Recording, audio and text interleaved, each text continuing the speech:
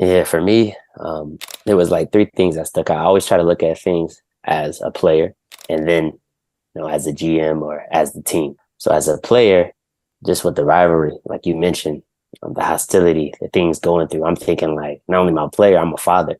I have two Right. kids.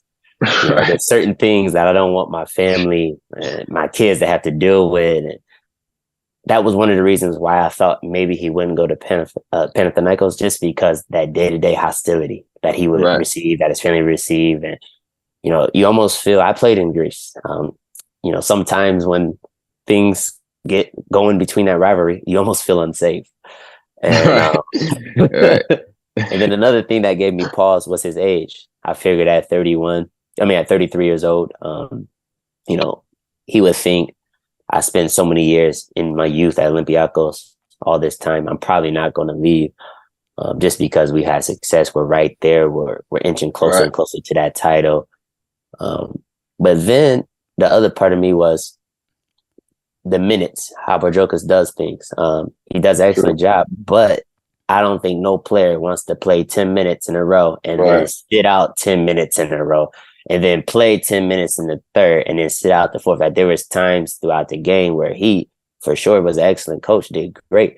But sometimes guys are hot or in the flow and he'll sub them Right. out and continue with that same rotation, regardless of what's Right. happening in the game. And that's something that could be really frustrating, when you're rolling. We saw it Definitely. with Isaiah Cannon when he was hot against Madrid. I feel like maybe he should have on the court more. He was dominating Right. the game. He was out in crucial moments. These are things that were happening throughout Sloukas throughout the year. And he's feeling like, I'm the captain. I'm probably now the face of the team. There's probably a certain level of disrespect. So then Yeah. the next thing is the money. Like, the money is big, and it takes you 3 years guaranteed. And it's the biggest for the Greek players that we've ever seen. Basket News reported it. So, I think I think that's something that is hard to say no to. And Right. if I think on the Olympiacos side, I think about Spanulis, great player, a legend, right?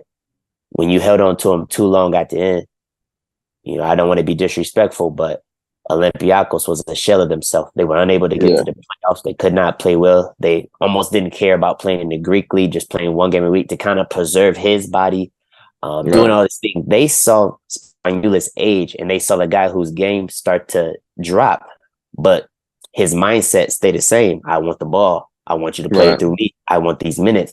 And I think they were avoiding a situation where you see Sloukas start to age. I'm not saying he's going to age. I'm not saying he's not going to be at the same level. I don't know. Only he knows how he prepares, and God willing, how his body progresses these next years.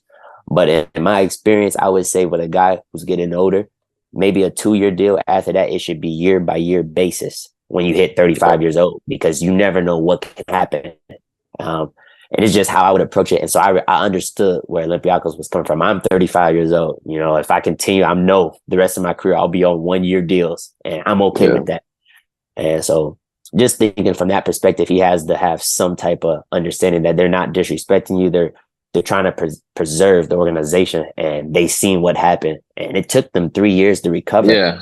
Yeah. and to True. finally transition the team. And I think they were avoiding that situation, because that's what would have happened if you signed that 3-year deal and you're still Right. trying to run your offense through a 36-year-old at the EuroLeague level. Right. I agree. The only thing I would say about that is that the Barzoka system, like that kind of saves him. Because at Yeah, the end of the day, you know what I'm saying? Like, if you age that way, playing those minutes, you're gonna play 10 minutes here, you're gonna play 10 minutes there. I think that helps you as you age because you can warm up, you can do all these things where it's not like a kind of get in, get out kind of situation. So I mean, I understand exactly what you're saying about how Olympiacos saw, Spanulis kind of towards the end of his career. So I mean, it makes sense for Sloukas to make that move if that's kind of what he wanted. If he wanted the ball more, if he wanted more responsibility, he wanted to, go get a big payday and try to bring Panathinaikos, out of where they've been for the last couple of years. But yeah, I agree. I feel you. he's going to have to carry them. Yeah. And at that salary, it's not easy carrying a team. I mean, Shane, he's going to have to lead. He's every night. 10 points ain't going to be enough. 4 assists, it's not going to be enough. Not for 3 million. So he's going to Not really there. have to. He's not Not there. there. He's going to really Not have to put there. his foot on the gas and lead him, Yeah. because at that price and leaving Olympiacos, he's going to be under immense pressure. I wish him the best. Yeah. I hope it's a good situation. I hope he's happy. But I know what lies ahead for him, and I think he does too. Yeah. And I think, I mean, he grew up there. He knows that. So at the end of the day, I think he walking into the situation, understanding what he's walking into. I don't think if anybody understands it, he does. So that's something that at this part of his career he wanted to take on as a challenge, and wish the guy the best of luck.